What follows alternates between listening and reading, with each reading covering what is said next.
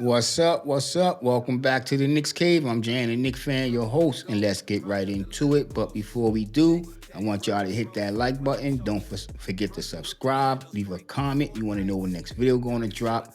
Hit the notification bell. All right, y'all. Let's get into this game real quick. Y'all know how I do it. I run off with the stats, but I'm not gonna really talk about the stats too much this video. I want to give you my opinion about this game and about the season. Actually, how season might fare if Tibbs don't make some changes. All right, I see the New York Knicks went down 108 to 100. The Knicks just making 100 points. At home, we average 120. So this is going to be one of the things I'm going to be talking about. I'm going to try to hit on, and it might just be starting to take full effect on the New York Knicks.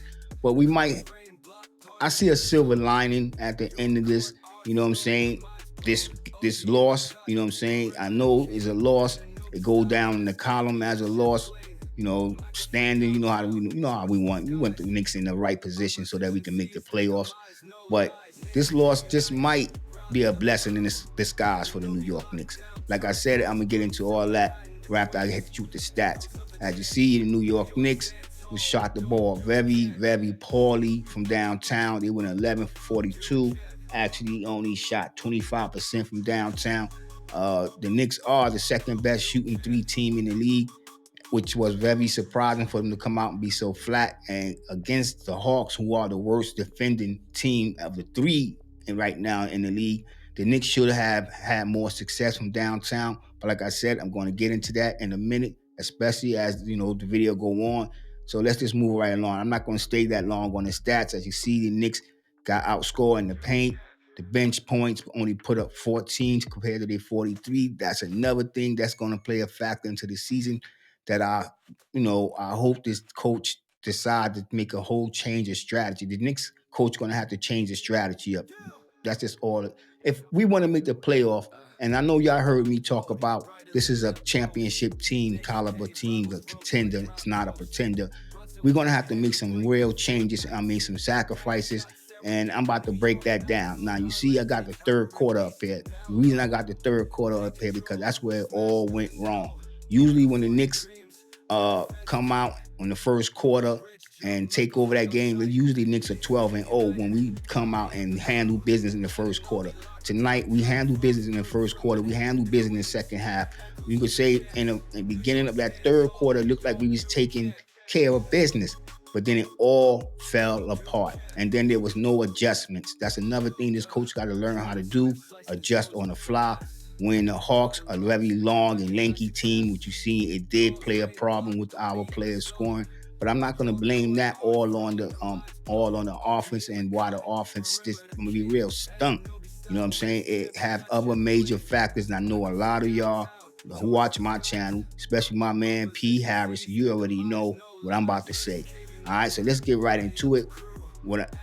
I got a clip right here. Let's run this clip real quick.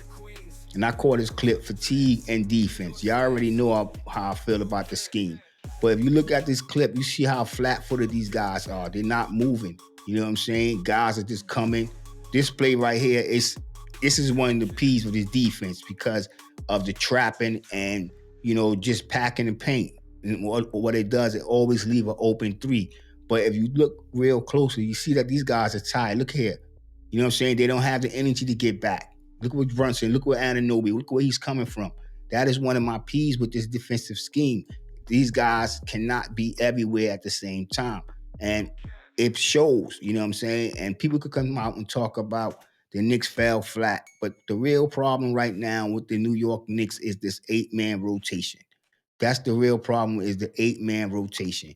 Now, you can see he's going to say 9-man here, right? But Jericho Sims played 1 minute, so you can't really count that as a 9-man rotation of 9-man playing. You look real closely, you see how things went. You got Mikal Bridges playing 37 minutes. This guy lead the league in minutes. You know what I'm saying? Anunoby tonight played more minutes than anybody tonight, 39 minutes. But let's just go to the bench because, as you seen back, let's go back. I'm going to go back 1 second real quick. You look at the bench points, 14. 14 bench points. Now, this is two things I want to allude to. The bench don't get enough minutes, and you cannot come out running 8-man rotation. You know what I'm saying? You cannot keep running this 8-man rotation. I know I'm not the only one saying it, but I have a solution. If Tibbs want to continue to play an 8-man rotation, I know everybody talking about Mitch Robinson get back. Hopefully we resign Shamet. But right now, we don't have them players back. And honestly, I know I'm hearing the rumors, Mitchell making the recovery, should be back in January. But honestly, I'm gonna be real, and I'm not trying to be a spoiler or anything, but I don't have faith in Mitchell Robinson. You know what I'm saying? I don't. I don't think he's going to be back as soon as we think he's going to be. And then when he get back, he's going to have to play himself back into shape. I'm not saying he's not in shape right now, but I'm just saying I don't have that much faith in Mitchell Robinson. Of course, when he get on the floor, he is great for this team defensively. Offensively, we got to find some way to start working our bigs other than Karl Anthony Towns into the game, getting them into a flow. You know what I'm saying? A flow of scoring so that it can relieve pressure from off our perimeter players. Tibbs don't have a backup plan. It's all isolation. And some nights it's moving the ball. But when that fell, when the defense clamps on that, there's nobody cutting to the basket. This team is becoming a perimeter shooting team. That's going to hurt us down the line, which it hurt us tonight. Which I said earlier in the video, it might be a blessing in disguise. Reason why you hear me complaining about the fatigue. Well, this gives the Knicks 3 days of rest minus practice. You know what I'm saying? 3 days of rest before we meet Orlando. That's kind of good right now. And the blessing that I talk about is the All-Star break. It would give our team a week of rest. We're going to surely need that. And I know the Knicks will come out rejuvenated.